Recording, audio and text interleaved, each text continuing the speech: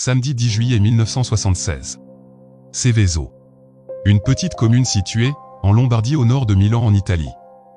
Jusqu'alors tranquille, elle va devenir le théâtre d'une catastrophe industrielle qui résonnera à travers l'histoire. Un nuage rougeâtre, porteur d'un poison mortel, s'élève et se disperse aux alentours. Cet événement allait bouleverser des milliers de vies et transformer à jamais les normes de sécurité industrielle. Chapitre 1. L'accident.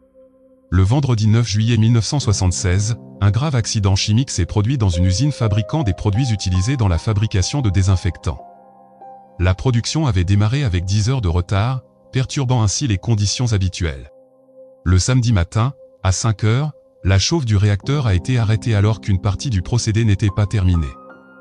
15 minutes plus tard, l'agitation a également été stoppée, et le réacteur a été ramené à pression atmosphérique. Les opérateurs suivaient la procédure normale. Ils ont quitté leur poste à 6 heures comme il est demandé par la réglementation locale. Elle imposait l'arrêt des activités industrielles le week-end. 6 heures plus tard, à 12h30, la température et la pression ont augmenté de manière incontrôlée. Le disque de sécurité, conçu pour céder à une certaine pression, a lâché, libérant un nuage rougeâtre visible au-dessus de l'usine. Ce panache, contenant plusieurs substances toxiques, s'est élevé à plusieurs mètres de hauteur et a contaminé l'environnement. Parmi ces substances figurait une matière extrêmement toxique, même en très faible quantité, la dioxine. Les analyses qui ont suivi ont montré que l'arrêt du chauffage et de l'agitation, combiné à une méconnaissance des risques liés à certaines réactions, a conduit à l'emballement thermique. En l'absence de surveillance et de capteurs adaptés, les anomalies n'ont pas pu être détectées à temps, ce qui a aggravé la situation. Cet événement, connu sous le nom de catastrophe de Seveso, reste l'un des pires accidents industriels de l'histoire. Chapitre 2. Le silence toxique. À l'intérieur de l'usine, la situation semble d'abord maîtrisée.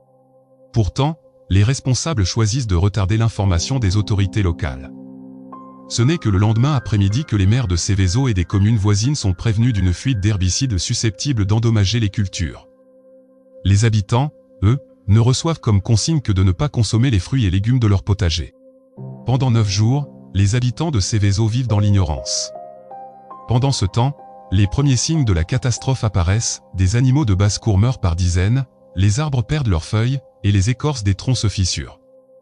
Les habitants commencent à ressentir des symptômes d'irritation des yeux, brûlure de la peau, mais personne ne leur explique la vraie nature de ce qui se passe. Ce n'est que le 19 juillet que la direction de l'usine admet enfin que le nuage contenait de grandes quantités de dioxine. Chapitre 3. Les conséquences. Face à l'ampleur de la catastrophe, les autorités prennent des mesures d'urgence. 736 personnes sont évacuées. La production industrielle dans la zone contaminée est suspendue. Mais les dégâts sont déjà immenses. L'impact est dévastateur.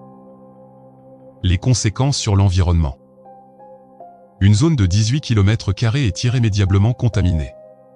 La végétation meurt, et plus de 80 000 animaux doivent être abattus pour éviter la contamination de la chaîne alimentaire.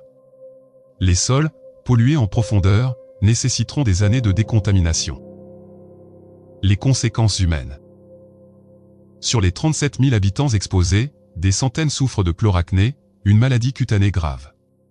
Les études révèlent également une augmentation des cancers et des malformations congénitales, soulevant des débats éthiques dans un contexte où l'IVG est encore illégal en Italie.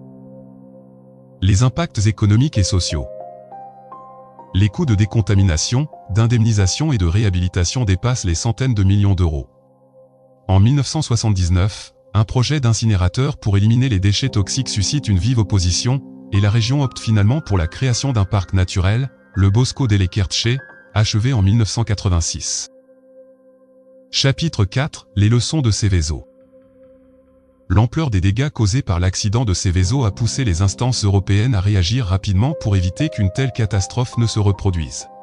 Ainsi est née la directive Seveso, une législation qui allait transformer la manière dont les risques industriels sont gérés. En 1982, la directive est créée. Elle imposait aux industriels exploitants des sites à haut risque des mesures strictes. L'identification des dangers. Avec une obligation d'évaluer et de documenter les risques liés aux activités industrielles.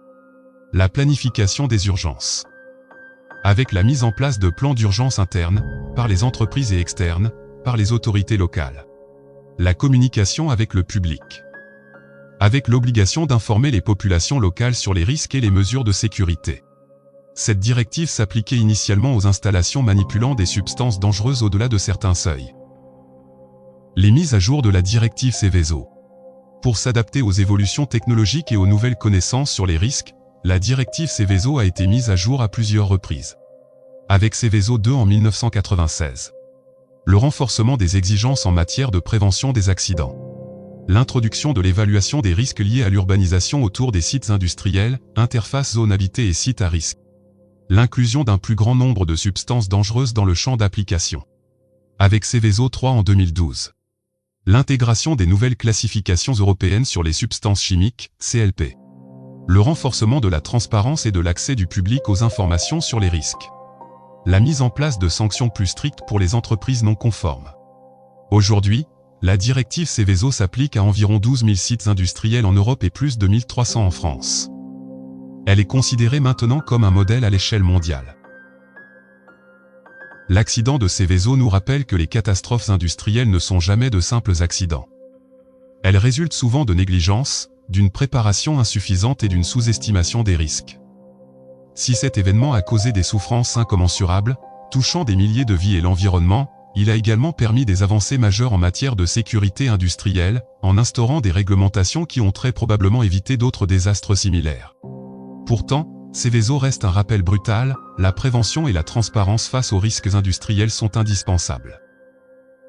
Les leçons de cet accident suffiront-elles à prévenir le prochain désastre? Faudra-t-il toujours attendre une catastrophe pour que des progrès significatifs émergent? Parce que Seveso n'est pas un cas isolé, je vous invite à découvrir bientôt d'autres histoires marquantes qui ont elles aussi bouleversé notre rapport aux risques industriels. Pour ne pas les manquer, abonnez-vous et restez connectés. À bientôt.